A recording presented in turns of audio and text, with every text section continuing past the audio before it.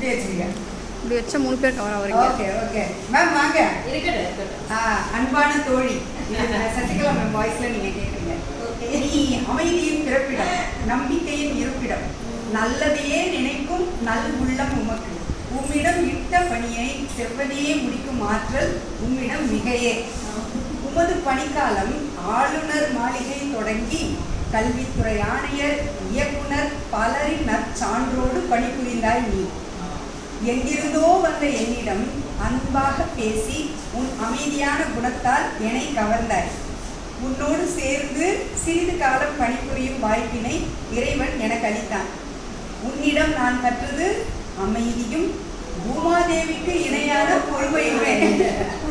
போற்றுதலுக்குரிய என் தோழியே, இன்று நீ அரசு பணியிலிருந்து ஓய்வு பெற்றாலும் இல்லம் என்ற நந்தவனத்தில் இனிய துணையுடன் சுற்றத்துடன் இனிதே வாழ இறைவனை வணங்கி வாழ்த்துகிறேன். அன்புள்ள தோழியே, ஆசையில் ஓர் கடிதம் இது உமக்கு. இன்று நேரில் உம்மை வாழ்த்தும் உள்ளம் எனக்கு, ஆனால் அது அமையாமல் போனது எனக்கு. இன்று சந்திப்பேன் விரைவில் உன்னை. நலத்துடன் வளமாக நீடூழி வாழ வாழ்த்தும் அன்பு தோழி சசிகலா.